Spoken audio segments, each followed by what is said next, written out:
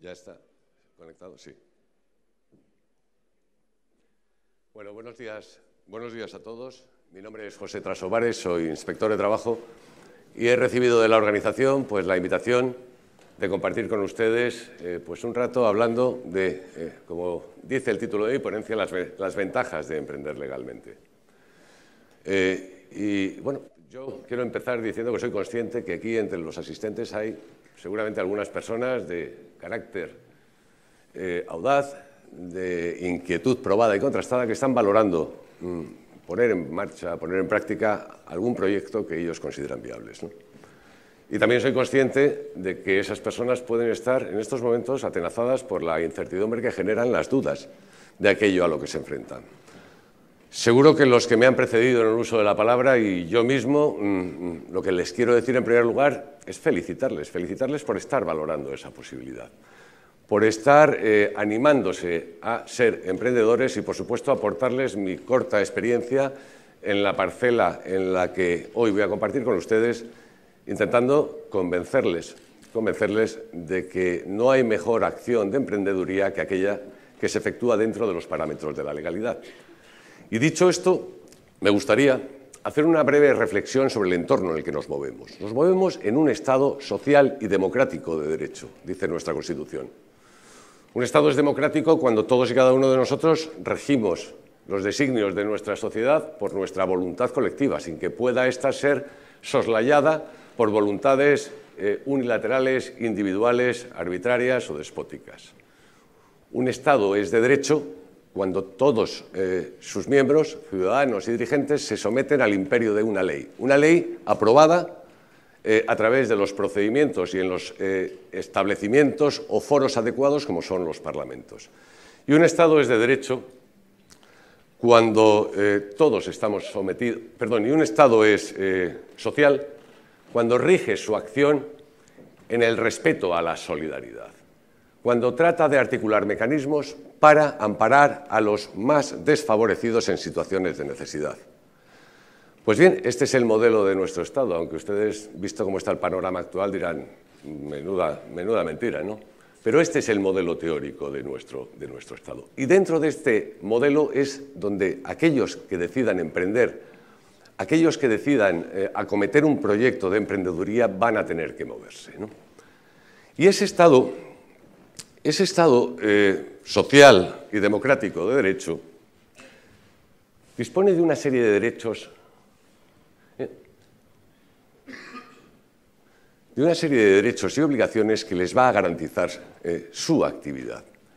Esos son los denominados derechos fundamentales y libertades públicas. Todos ustedes tienen pues, el derecho al honor, el derecho a la libertad de expresión, el derecho a la libertad de conciencia, el derecho a la tutela judicial efectiva, a una serie de derechos considerados esenciales. Pero además los poderes públicos tienen que articular y garantizar el derecho a la propiedad privada, el derecho a la libertad de empresa, el derecho de un sistema público de prestaciones que atienda situaciones de necesidad, el derecho a la asistencia sanitaria, el derecho a la protección de la tercera edad, medio ambiente, progreso social y económico, todos esos derechos que nos permiten vivir en colectividad o en sociedad. Pero de entre ellos hay uno que en este foro se antoja especialmente importante, y es el derecho reconocido en el artículo 31 de la Constitución, cuando dice que todos y cada uno de nosotros debemos contribuir al gasto público de acuerdo a nuestra capacidad económica. ¿Cómo? Mediante un sistema tributario justo, igualitario y progresivo. Bien, precisamente por ello, o precisamente de ello, deriva la inmensa mayoría de las obligaciones tributarias y fiscales a las que va a tener que hacer frente un emprendedor. Y la primera tarea que habrá de acometer un emprendedor es realmente decidir cuál es la forma en que quiere llevar a cabo su proyecto. Puede hacerlo básicamente en dos grandes grupos. A través de personas físicas, es decir, personalmente, como trabajador autónomo, o recurriendo a alguna de las distintas fórmulas de personas jurídicas, es decir, entidades distintas de mí, de la que formo parte como socio, como titular o como accionista. Y dentro de ellas pues tenemos distintas modalidades, sociedades civiles, comunidades de bienes, sociedades anónimas de responsabilidad limitada, sociedades anónimas laborales y cooperativas de trabajo asociado. Cada emprendedor elegirá aquella fórmula que más se acomode a su proyecto empresarial. La diferencia de elegir unas u otras va a venir determinada por dos grandes bloques de materias. En primer lugar, por la responsabilidad a la que habrá que hacer frente por deudas. En el caso de las sociedades personalistas, sería una responsabilidad ilimitada. Me estoy refiriendo al trabajador autónomo y a las sociedades civiles y comunidades de bienes, en tanto que el resto verá limitada su responsabilidad a la aportación que hayan hecho en el capital social de esa entidad o de esa sociedad. Por lo tanto, lo más razonable parece que es, como criterio de garantía, constituir una sociedad de responsabilidad limitada que limite nuestra eventual fracaso en la actividad empresarial. Tras la elección de esta fórmula, tendremos que hacer frente a una serie de obligaciones de índole administrativo, licencias, autorizaciones, pero son las tributarias y las fiscales las que más nos van a afectar. Por eso voy a intentar aglutinar las obligaciones en tres grandes grupos: las tributarias, las contributivas a la seguridad social y las de carácter laboral. Las obligaciones fiscales, a grosso modo, se pueden dividir en 5 grandes grupos. La primera es la inscripción en el censo de obligados tributarios, donde se nos da un NIF y a partir de él podemos operar en el mercado o en el tráfico. Probablemente tengamos que darnos de alta en el impuesto a actividades económicas, que es un impuesto, es un tributo directo, es decir, no tiene ninguna relación con la capacidad de ganancia o beneficios, se liquida por las entidades o corporaciones locales y tiene que ver con el sector de actividad, la superficie de mi centro o establecimiento, etcétera, etcétera. Posteriormente, si operamos en el tráfico, tendremos que abonar el IGIC, que es un impuesto paralelo al IVA. Para que nos entendamos, es el impuesto que grava el consumo. Yo, por las ventas a mis clientes, les cobro el IGIC, es decir, lo repercuto, y por las compras que hago a mis proveedores, pago su IGIC, es decir, lo soporto. La liquidación del impuesto es haciendo la diferencia entre IGIC repercutido y IGIC soportado, y si sale positivo hay que ingresar, si sale negativo habrá que devolver. El cuarto y quinto tipo de impuestos va a depender de la forma jurídica que elijamos. Si somos autónomos, tendremos que tributar mediante el impuesto a la renta de las personas físicas, si somos una sociedad, mediante el impuesto de sociedades. Ambos gravan el beneficio. Lo que van a gravar estos impuestos es el rendimiento positivo de mi esfuerzo, de mi trabajo. Son impuestos progresivos, es decir, en el de la renta de las personas físicas se paga más a medida que se gana más. Y en el caso de las actividades mercantiles, los autónomos pueden elegir por tributación, por estimación directa o por estimación objetiva, por módulos. Y en tal caso los módulos vendrán determinados por una serie de parámetros como el número de trabajadores, la superficie de mi local o establecimiento. En el caso del impuesto de sociedades se tributa al 30%. Al 30% si bien hay impuestos o tipos reducidos para empresas de menor entidad, 25 trabajadores y menos de 5 millones de euros, etcétera, etcétera. Y luego hay una serie de tributaciones ficticias o fraudulentas a las que recurren determinadas empresas haciéndose pasar por fundaciones o entidades sin ánimo de lucro, que obviamente eso es lo que no debe hacerse, eso es lo que nosotros y otra serie de cuerpos fiscalizadores perseguimos para que la sociedad o para que todos los obligados tributarios lo hagan en función de sus capacidades. La segunda de las obligaciones serán las que tengan que ver con la seguridad social. Nuestra Constitución dice que los poderes públicos mantendrán un régimen público de seguridad social que garantice las prestaciones suficientes en casos de necesidad a sus ciudadanos, con especial atención a la situación de desempleo. Así dice básicamente el artículo 41. Bien, pues en función de ello, la seguridad social se va a nutrir de las aportaciones que hagan empresarios y trabajadores por el hecho de estar trabajando. Si como emprendedor decidimos crear una empresa y recibimos o contratamos a trabajadores, tendremos que cotizar junto con ellos a un 28,3%, debiendo la empresa abonar un 23,6% y el trabajador el 4,7%, aunque la empresa es la obligada a descontarlo de su nómina e ingresarlo, ¿no? Si por el contrario somos trabajadores autónomos, cotizaremos a podemos elegir la cuota en base a la base que podríamos elegir. El tipo es siempre fijo, 29,80, y yo podré elegir el tramo al que le aplico esa ese tipo, esa base, de 800 euros hasta 3.500. Bien, lo normal es elegir la mínima y a medida que te acercas a la edad de jubilación vas incrementando para mejorar tu prestación. Por lo tanto, en el caso de la mínima, la cuota mensual serían 261 euros. Ahora bien, una de las novedades de la ley de emprendimiento o de emprendedores es lo que se ha denominado la tarifa plana, que es a los emprendedores menores de 30 años o 35, si son mujeres, podrán durante 15 meses abonar una tarifa plana que empieza en 53 euros y luego pasa a 120 y 180 hasta los 15 restantes, e incluso prorrogarse hasta los 30 meses. Hablaremos de ello más adelante.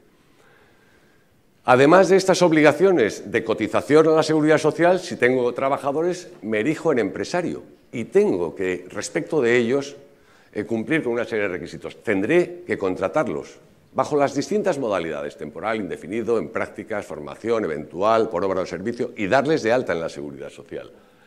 Tendré que abonar su salario con la periodicidad mensual, con las garantías del mínimo interprofesional, 645 euros, o el mínimo que fije cada convenio colectivo de aplicación. Tendré que respetar la jornada de trabajo, 40 horas, o cualquier otra variación sobre ella en los convenios colectivos, así como los descansos semanales, vacaciones, permisos por maternidad, lactancia, enfermedad de un familiar, etc. Y tendré que adaptar o diseñar una estrategia de prevención de riesgos laborales que los proteja en su entorno profesional, que garantice su salud, haciendo una evaluación de riesgos, pasando reconocimientos médicos, dando formación, dando equipos de protección individual. Con ello llegamos a una norma específica como es la ley del emprendedor, la ley de los emprendedores, que es una norma multidisciplinar que trata, por un lado, de parar la sangría de destrucción de empresas que se está generando en este contexto y además dar una alternativa a los jóvenes desempleados para que creen su propia empresa. Tiene una serie de ventajas, ya hemos hablado de una, la tarifa plana en la cuota de autónomos, también que el IVA o el IGIC se pague con criterio de caja, es decir, no se adelante Hacienda respecto de las facturas que no he cobrado aún, sino solo cuando las cobre podré yo descontar ese IVA e ingresarlo en Hacienda. También se establece un emprendedor de responsabilidad limitada para que, en el caso de que pues mi actividad pueda generar deudas, no tenga que responder con todo mi patrimonio y pueda salvar una parte de él. ¿Qué parte? Mi domicilio particular, con un límite del valor catastral de 300.000 euros. Es decir, mi casa en la que vivo, si no supera 300.000 euros, puede quedar exenta si me inscribo como emprendedor de responsabilidad limitada en el registro mercantil. Además, la llamada segunda oportunidad del emprendedor, que es la posibilidad de soluciones extrajudiciales en situaciones de insolvencia. Y, por último, una serie de deducciones fiscales y de seguridad social de muy variada índole y alcance. Los autónomos mayores de 65 años no tendrían que pagar la cuota. En el caso de pluriactividad, es decir, ser autónomo y además trabajar para otra empresa, pagaría solamente la mitad de la cuota. En el caso de familiar colaborador, lo mismo. En el caso de discapacitados, igual. Y en el caso de mayores de 30 años, que antes no estaban incluidos, también. Por lo tanto, entramos en lo que sería el título de nuestra ponencia. Ya hemos descrito el entorno y vamos a hablar de ventajas de emprender legalmente. La primera, a mí me parece la más importante, de carácter ético-social. Mire usted, las normas deberían poderse cumplir por la convicción de sus destinatarios y no porque haya alguien encargado de vigilar el cumplimiento y, en su caso, sancionar. Deberíamos ser lo suficientemente cívicos como para creer que esta sociedad merece la contribución esforzada de todos y cada uno de nosotros. Por desgracia, nuestra sociedad pues, se asienta en un modelo que tolera en alguna medida la pillería, la trampa, el tramposillo. Hasta en nuestra literatura tenemos al Lazarillo de Tormes elevado a héroe nacional. Hoy en nuestro escenario político podríamos señalar a algunos representantes públicos que dejarían pequeño al Lazarillo de Tormes. Por lo tanto, es precisamente por eso en estos momentos cuando debemos aferrarnos al carácter ético-social. Tolerancia cero con el infractor. Que se le excluya del entorno social, porque quien cumpla será un ciudadano honorable y honroso, y porque además esa honorabilidad repercutirá en su propia imagen de empresa. Ustedes son conscientes de que Nike, Adidas, todas estas multinacionales han sufrido boicots cuando ha llegado a nuestro conocimiento que estaban siendo fabricadas en el sudeste asiático con mano de obra infantil y jornadas extenuantes mediante criterios de explotación de las mujeres con sus niños en edad de lactancia al frente de la máquina de coser. ¿Y eso qué ha supuesto? Que una sociedad culta y solidaria rechace esos productos. Pues esto es exactamente lo mismo. Si mi entidad o mi empresa incumple, va a ser conocido y va a recibir un rechazo social que va a redundar en la sostenibilidad o la maximización de los beneficios de mi negocio. Si esto no fuera suficiente, que a mi juicio debería serlo, si esto no fuera suficiente, el cumplir nos va a permitir acceder a infinidad de beneficios y ventajas. En primer lugar, a las prestaciones. Nuestro modelo de seguridad social exige que estemos al día para poder causarlas. Yo no puedo solicitar una jubilación, no puedo solicitar una baja por maternidad, una baja por invalidez, si no estoy al corriente en el pago de mis cuotas. Por lo tanto, para poder ejercer esos derechos tendré antes que cumplir con mi obligación. Pero, además, existen infinidad de incentivos, bonificaciones, descuentos en seguridad social, en el impuesto de la renta, en el impuesto de sociedades, de cuantía importante en algunos casos, que precisamente para poder acceder a ellos lo primero que se va a ver es si estamos al corriente en nuestras obligaciones fiscales y de seguridad social. Por lo tanto, por nuestro propio interés, por abaratar los costos de nuestra explotación, nos interesa cumplir. Y de ese modo podremos acceder a esos beneficios. Y luego, por último, para los casos en los que no sea suficiente las dos importantes razones que he comentado, pues es la tercera y más triste de las argumentaciones, que es donde entro yo en juego, que es la evitación de responsabilidad. La Inspección de Trabajo es un cuerpo fiscalizador que exige responsabilidad ante los incumplimientos. Y pese al riesgo de quedarme en el paro, a mí me gustaría que mi trabajo no tuviera que existir, que no fuera necesario, que todos cumpliéramos espontáneamente. Pero, por desgracia, la realidad no demuestra que sea en estos momentos un servicio público prescindible. Y las responsabilidades a las que se hace frente el incumplidor en el ámbito empresarial o de emprendeduría son triples: la administrativa, la penal, y estos son palabras mayores, y la posible eventual responsabilidad civil de indemnizar los daños causados. Vamos a hablar de la primera. La administrativa es la que ejerce la administración pública a través de sus funcionarios habilitados, en este caso la Inspección de Trabajo. Y lo hace básicamente o principalmente mediante la imposición de multas, como elemento disuasorio. Oiga, mire usted, yo le sanciono si usted no cumple. Pero además de las sanciones principales, que es la multa, que es una compulsión contra el patrimonio del infractor, existen otra serie de sanciones accesorias, como es el cierre del centro de trabajo, la pérdida o devolución de prestaciones o ayudas, o incluso la prohibición de contratar con la administración pública, que es un importante cliente en el caso de proyectos empresariales. Las infracciones son de las grandes obligaciones que he comentado antes, en materia laboral, en materia de prevención de riesgos laborales, en materia de seguridad social y en materia de empleo y extranjería. Son muchas. Les he puesto algunos ejemplos de algunas. Por ejemplo, son infracciones graves, la transgresión de la modalidad contractual, los contratos en fraude de ley, porque superen su plazo máximo de duración o porque no haya causa para celebrar un contrato temporal. Es muy grave el impago de salario o los retrasos continuados. Es grave no consignar en las nóminas las cantidades debida o adecuadamente adeudadas para ahorrarse cotización.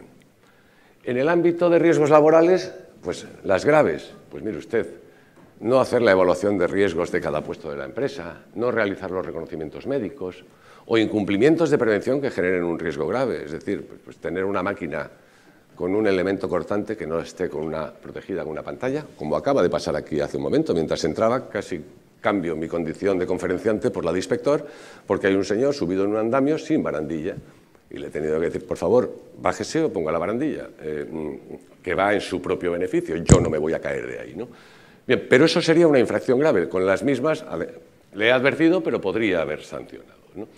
Muy graves, pues hombre, no observar esas normas cuando repercuten negativamente en la salud de una trabajadora embarazada en estado de lactancia. Es uno de los factores de protección más dignos de tutela en el ámbito de la prevención de riesgos laborales, la mujer trabajadora. Y por último, aquellos incumplimientos de los que se derive un riesgo grave e inminente para la seguridad y salud. Grave e inminente es que va a pasar ahora y que además va a tener consecuencias dañosas para nosotros. Si ahora mismo empezamos a oler a gas, ¿qué pasaría? Podría decirles yo, me quedan 10 minutos, aguantamos un rato y terminamos la ponencia.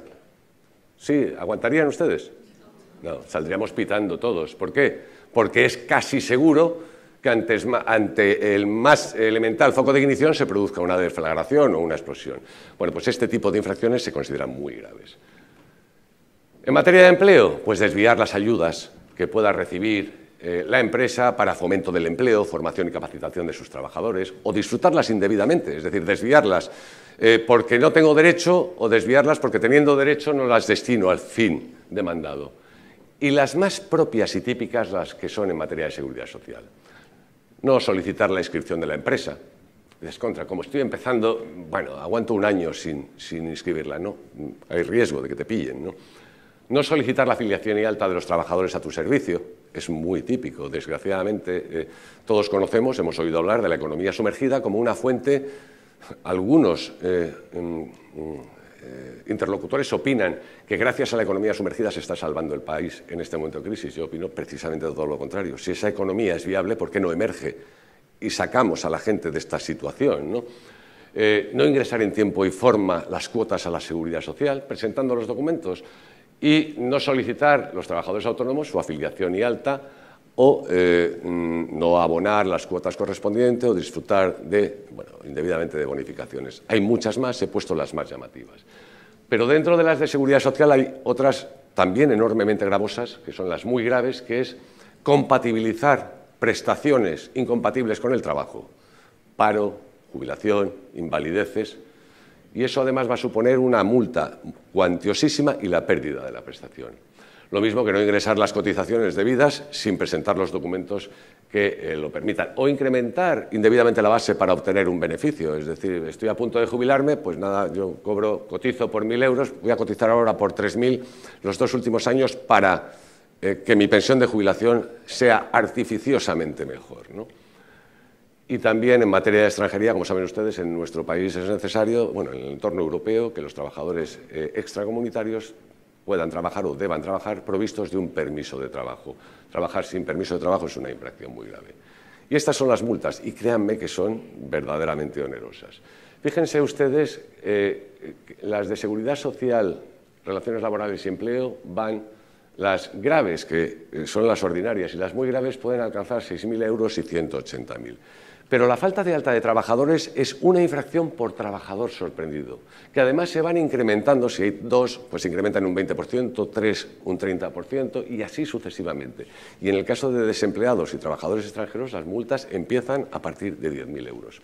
Por supuesto, en prevención de riesgos laborales, fíjense ustedes las cantidades a las que puede llegar. Por lo tanto, si no les he convencido de que cumplir espontáneamente es necesario, honorable y digno, si no les ha convencido el que cumplir constituye un atractivo a la hora de obtener beneficios, por lo menos piensen que de no cumplir se enfrentan a estas situaciones.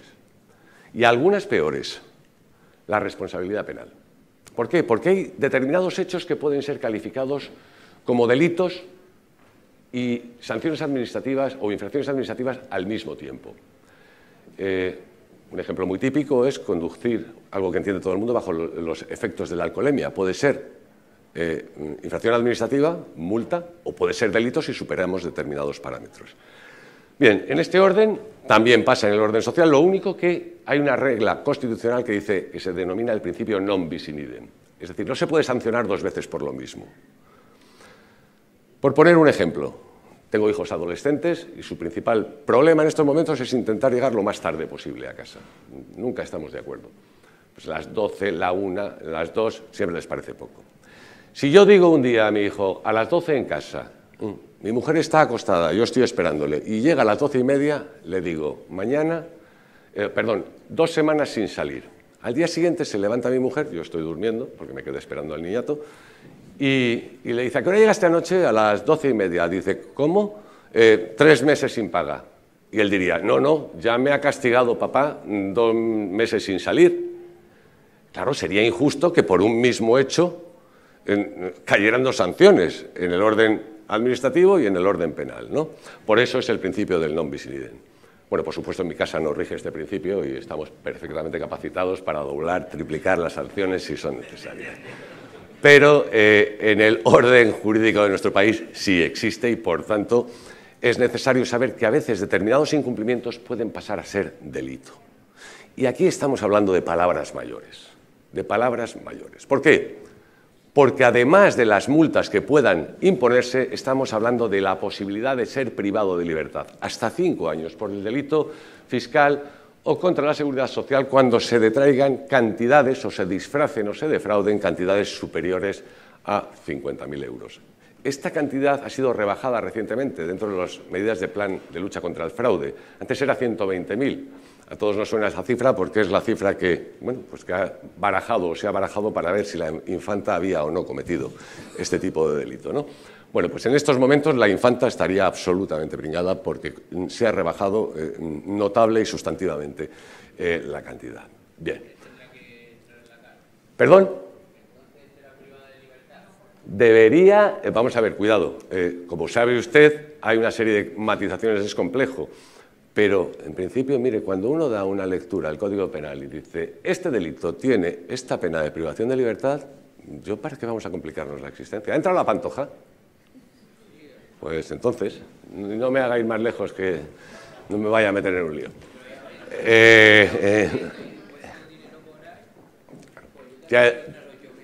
No, por favor, es que esos no son... no me distorsione el ejemplo, yo lo que trato de convencerles es que se aparte de esos ejemplos, o sea, de esos que todos tenemos en la cabeza, del señor Bárcenas, de los señores de los Eres, de los Puyol, etc. Sobre esos espero que caiga la justicia, sobre eso, espero. Si de mí dependiera, si cayera dentro del ámbito de mi actuación, no le quepa duda que, con todas las garantías legales, porque yo no puedo perder mi criterio de objetividad, aplicaría la norma. Pero, por favor, es que esos son los ejemplos que debemos ver como la degeneración absoluta de nuestro modelo. Y lo que tenemos es que aferrarnos a la convicción de que si nos hemos dotado de unas normas que tienen un fin encomiable, que es hacer viable un estado del bienestar. Mire, si su bisabuelo y mi abuelo levantaran la cabeza y vieran que hoy día pierdes el trabajo y tienes un derecho a paro, que hay hospitales de referencia que te atienden gratuitamente, luego ya pensaremos si tarde o pronto, pero que te atienden gratuitamente, que al final de tu vida profesional hay una cosa que se llama jubilación, alucinarían. Porque a principios de siglo, en 1900 en España no existía absolutamente nada de eso. Nada de eso. Estamos hablando de antes de ayer, de 2, 3 generaciones. Por lo tanto, que el escenario actual haya podido, primero, crear una sensación de que aquí vale todo. Y segundo, con ese aquí vale todo, comprometer este modelo es un insulto a nuestra inteligencia y es un insulto a nuestra honestidad. Por lo tanto, termino ya, porque esta era la última diapo, haciendo una crítica feroz frente al infractor. Porque el infractor no es alguien que nos molesta más o menos porque tenga yates a base de traerlo, es alguien que compromete nuestro modelo. Es alguien que compromete mi jubilación, su derecho a formarse en una universidad pública, el de aquella persona de acudir a un centro de urgencias o de referencia, o el de aquel señor a percibir una prestación por desempleo. Tolerancia cero con todos los infractores. Los de guante blanco o relumbrón, léase todos los que hemos dicho, pero también los de guante burdo, que están a la vuelta de la esquina y que todos y cada uno de nosotros conocemos. Porque no hay diferencia entre uno y otro, salvo la cantidad que se han llevado. Pero el hecho en sí es igualmente reprochable. Y la cantidad es un agravante, pero no es un descalificante. Ambos tienen la misma calificación. Son chorizos, son incumplidores. Uno más que otro porque se ha llevado más. Por lo tanto, bueno, espero no haberles aburrido, me someto a cualquier pregunta que me quieran formular y ojalá de verdad que se queden con esto, porque estoy convencido que de aquí saldrán brillantes emprendedores que harán viables proyectos empresariales que no mucho tardar o en un futuro no muy lejano podrán ser, bueno, pues ejemplo moral, ético y económico para el resto de los que se miren. Muchas gracias.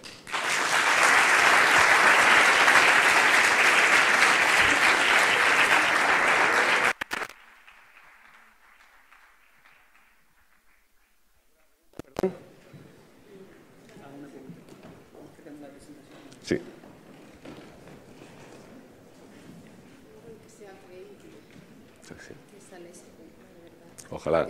Porque verdaderamente nos hace falta. Me dice una compañera suya que hagamos que sea creíble.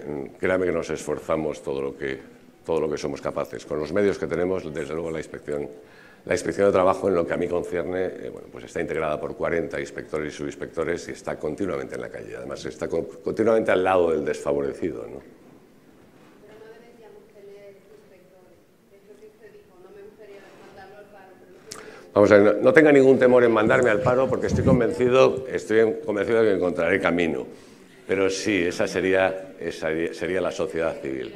Sería la sociedad civil. Venga, gracias a usted. ¿Alguna pregunta más que no me mande al paro? Sí. Una cosita, con el tema del emprendimiento, que es lo que estamos hoy aquí. Sí. Y lo que estaba comentando antes, ya no llevarse en la situación de robar un montón, porque si robas porque hay donde sobra. Me refiero a lo que comentó antes de la economía sumergida.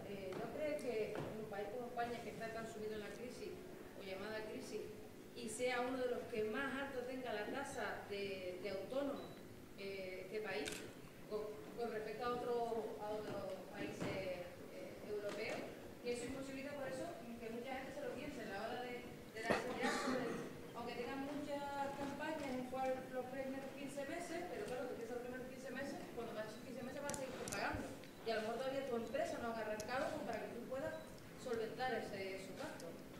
Vamos a ver, esto es una operación matemática, es una operación aritmética, en el que en un lugar o en la posición de uno de los sumandos ponemos de qué queremos disfrutar en este país, de una sanidad pública de este nivel, de una educación pública de este nivel, de una serie de prestaciones de esta envergadura y cuantía y de esta amplitud, y cómo financiamos esto. Y lo financiamos con impuestos. Si la operación no sale, es deficitario el sistema. Para que salga tenemos que hacer coincidir numerador y denominador. Y usted opina que el numerador de los autónomos es muy elevado. Vamos a ver, yo siempre que me hacen esa pregunta digo, ¿con relación a qué?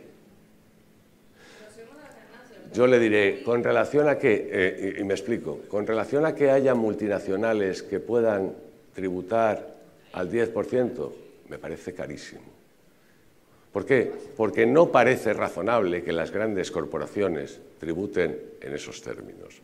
Y al final sea el pequeño, sea la pyme y el pequeño autónomo el que sufrague toda esta situación. Rompo una lanza por los pobres funcionarios, que cada vez que hay que ajustar el presupuesto nos congelan o nos bajan el sueldo, ¿no? Pero vamos a ver, no sé si la cuantía es o no cara. Tenga usted en cuenta que hay muchas prestaciones en el régimen especial de autónomos.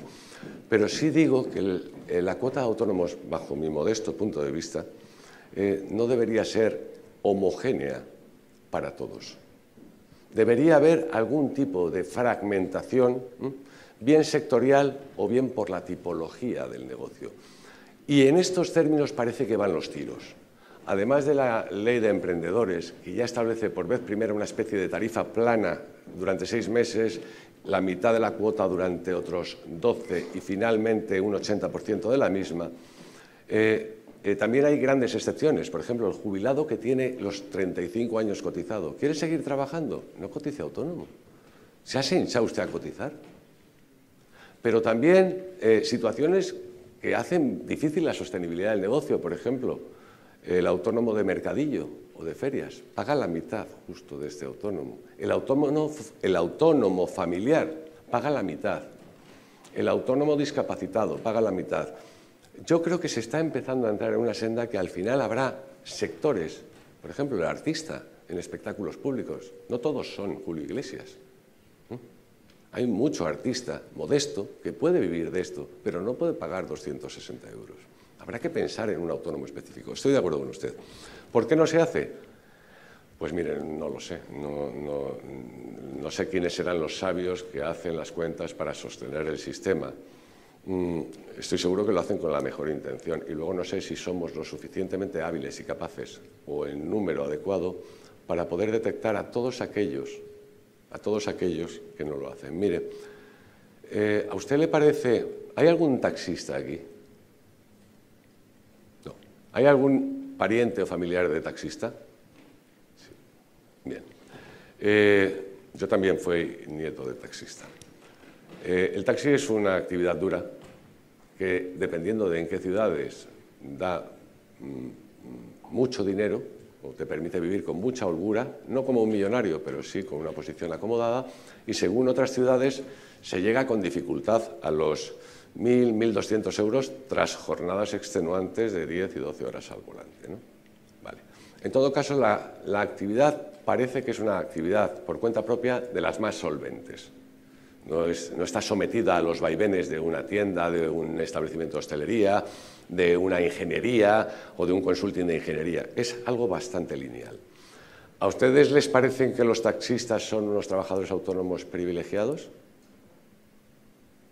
¿Por qué no? Acabo de diseñar un escenario bastante ventajoso en relación a otros autónomos.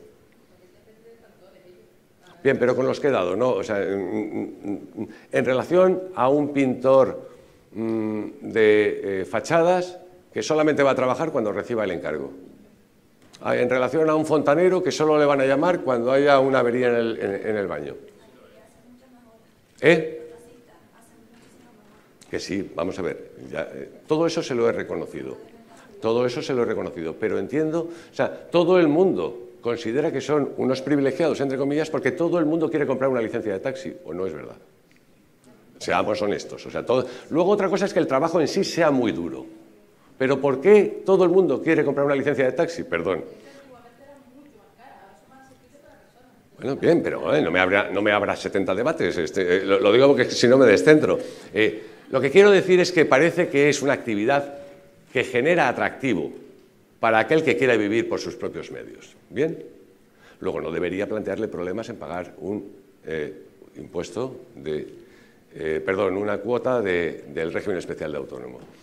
Bueno, pues el otro día, en uno de los operativos de lucha contra el fraude que se efectuó, en una determinada demarcación, donde había una gran parada de taxistas, pues la inmensa mayoría de ellos eran estrictos cumplidores de sus derechos y obligaciones, y había 4, y uno de ellos, además, precisamente uno de los representantes del colectivo, que no pagaba el autónomo desde hacía 2 años. ¡Qué ironía! ¡Qué ironía! Evidentemente, la inmensa mayoría de los taxistas que sabían que eso ocurría aplaudieron la acción inspectora. ¿Por qué? Porque ellos estaban en regla y lo que quieren es que les quiten de en medio al que le hace competencia desleal. Pero hasta esos niveles se llega. Quiero decir, el que tiene voluntad fraudulenta la tiene desde cualquier escenario profesional y desde cualquier ambición crematística. Es decir, Bárcenas no se conforma con 32 millones de euros y el señor taxista al que les estoy haciendo referencia, pues se conforma con no pagar 262 euros durante 2 años. Pero el hecho es el mismo. El hecho es el mismo. Contra eso es contra lo que debemos luchar y ser intolerantes, de verdad. Y por favor, que nadie vea en mi alocución una crítica a los taxistas. Insisto, soy nieto de taxista. Sí, perdón, había estaba antes él. Sí, díganos. Yo desde hace tiempo tengo la sensación de que a los autónomos se les trata de manera muy desigual. Es decir, entendemos o solemos entender, cuando hablamos de autónomos, siempre alguien se imagina un taxista, un fontanero, y a esa gente como que se las persigue, y cuando alguien te pregunta si te lo hago, te pongo el IVA o no, parece que esté cometiendo un superdelito. Yo he tenido un hijo no hace mucho y cada vez que voy a un pediatra privado, cada vez que voy a un ginecólogo privado, a un traumatólogo, a cualquier persona que tiene tiene un despacho con una dirección donde todo el mundo sabe que está ejerciendo de esa manera. Tú vas allí y no te dejan pagar con tarjeta, tienes que pagar en metálico, que entiendo claramente que eso es para que no figure en ningún sitio, no haya ningún registro de cuántos pacientes ha visitado esa persona. Nunca cuando se habla de economía sumergida se habla de estos especialistas que tienen un trabajo por la mañana, que además pues, puede ser de carácter público, y después por la tarde tienen su propia consulta, donde atienden a, pues, de 10 a 30 personas en turnitos de 15 euros, o sea, de 15 minutos a una media de 100 euros. Evidentemente, estoy seguro que esa persona en un mes está haciendo como 17 fontaneros en un año. Entonces, nunca he escuchado a nadie que tenga un problema con eso, a nadie de, pues el otro día en mi consulta vino alguien. Yo le puedo decir ahora mismo, Perdón, 150 especialistas en la isla están haciendo eso. ¿Cuántas visitas de inspección ha presenciado usted personalmente? No, la verdad que no, ninguna. Por eso, claro, lo normal es que nadie que diga a todo el mundo, yo no he visto nada. Pues mire, créame, hasta donde puedo decir, créame que ha habido 2 campañas este año y se repetirán el año que viene de profesionales independientes, que es como los llamamos, donde entran personal sanitario, arquitectos e ingenieros y abogados. Son actuaciones que se desarrollan con absoluta normalidad, incluso además en ocasiones con dificultad, porque hay quien comparte el estudio con la vivienda y va a intentar rechazar la inspección aduciendo que es su domicilio particular, ¿no? Pero se actúa con ellos, por descontado que sí. Respecto de lo que usted dice de que no le permiten pagar con tarjeta, es verdad que no es un derecho. Usted no tiene el derecho a pagar con tarjeta, pero lo que sí tiene usted es el derecho a solicitar una factura. Por lo tanto, siempre que diga usted, quiero pagar con tarjeta, no puedo, pague en metálico y pida una factura. Y además diga, por favor, póngame el CIF y el concepto. Lo hago. Me dan un papel donde pone eso, pero claro, yo eso no lo demuestro en ningún sitio, no lo presento en mi declaración de Hacienda. No, pero bueno, pero le obliga a él a decir, o sea, si está defraudando, con usted no lo ha hecho. Con usted no lo ha hecho porque usted tiene una factura. Y, por supuesto, la Inspección de Trabajo es un servicio público. Te pueden invitar a irte también, ¿eh? Que te pueden invitar a irte sin ningún problema. Mira, caballero, no tengo factura. Pues entonces, perdóneme, si me invitan a irme sin pagar, claro. No, claro, por supuesto. Pues si le invitan a uno a irse sin pagar, es el momento que aprovecha usted la invitación, sale y según coge camino, vaya usted a la Inspección de Trabajo, que allí le recibimos con los brazos abiertos, ¿no? Vale, sí, pero... Vamos a ver, sí y no. Normalmente quien incumple en lo fiscal, incumple en lo laboral. Y probablemente pueda ser, o se pueda dar la circunstancia de que no esté dado de alta en autónomos. Es verdad que los médicos no tienen que hacerlo, porque hay 2 regímenes, 3, cuyos colegios profesionales suplen al autónomo, pero tienen que acreditar a la Inspección de Trabajo que están dados de alta y al corriente en sus colegios profesionales como si de una entidad gestora de la Seguridad Social se tratare. Créanme que actuamos en todos los... ¿Qué es lo que le parece más impopular en estos momentos? ¿A quién le gustaría meterle mano a usted? Si yo le dejo mi carne. ¿Alguna empresa se refiere? O algo así? Sí. Venga, es fácil. No, a esos no puedo. No puedo. Eso pregunte... cuando venga aquí un juez o un fiscal, hágale... ¿Y qué? Bueno, perdón, pero algo mucho más llamativo, a la banca, perdónenme si hay alguien de la banca. Sí, a la banca, todo el mundo te dice, vayan a la banca, son quienes nos han metido aquí, son quienes han hecho, quienes han dejado de hacer. Mire, la banca también está siendo objeto de inspecciones. O sea que cuando alguien entona esa demagógica cantinela de solo van a por los débiles, mire usted, no van a por los débiles. No, la pregunta iba un poco por saber si se iba a enfocar un poco más. Se va, pero admitimos ideas, es decir... Pero cobran. Yo creo que generan mucho más dinero, economía sumergida. Sin duda. La capacidad de ganancia del médico es muy superior a la del taxista y probablemente la del taxista muy superior a la del pintor o a la del fontanero. Entonces es evidente que dependiendo de qué actividades, lo que pasa es que desde nuestra perspectiva, con que el autónomo con que el médico esté dado de alta en el régimen especial de autónomos y sus trabajadores, es decir, el enfermero o la enfermera que esté allí o el telefonista que esté allí, esté debidamente contratado, nuestra inspección termina en ese escenario, ¿no?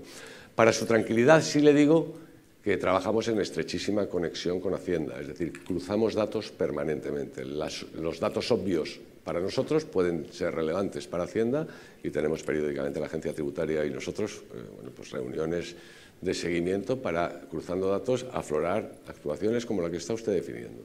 Vale, si me permite una pregunta rápida. para darme de alta como autónomo o como empresa? Si ya he iniciado, por ejemplo, pues la formación pues, de una estructura para desarrollar ahí algún negocio, alguna actividad. Vamos a ver, debería usted hacerlo dentro del mes natural siguiente al que inicie la actividad. Dentro del mes natural en el que inicie su actividad. Si usted empieza la actividad el 5 de mayo, tiene usted todo mayo para darse de alta. Pero yo no lo postergaría. ¿Por qué? Porque al final, si emite usted algún género de facturas durante ese periodo, van a saltar las alarmas entre Hacienda y nosotros. Entendiendo que no puedo vender porque no tengo la materia o lo que sea, sino que necesita de 6 meses y a partir de 6 meses... Vamos a ver, entramos ya en una cuestión de debate jurídico. ¿Cuándo empieza un negocio? Pues desde el momento en que usted realiza una actividad de manera personal, habitual y directa a título lucrativo. Hasta que no medie la primera transacción mercantil, usted está preparando el negocio, pero usted no está ejerciendo el negocio. Por lo tanto, en ese momento no tendría. Si quiere usted ser ebanista y tarda 6 meses en hacer los primeros 4 muebles, es evidente que durante ese plazo usted no tiene que estar dado de alta en autónomo. Sí, había una pregunta. Con el autónomo reducido, ¿dónde está la trampa?